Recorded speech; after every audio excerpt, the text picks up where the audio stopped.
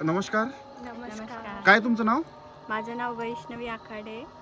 कुठून आली बेटा तू?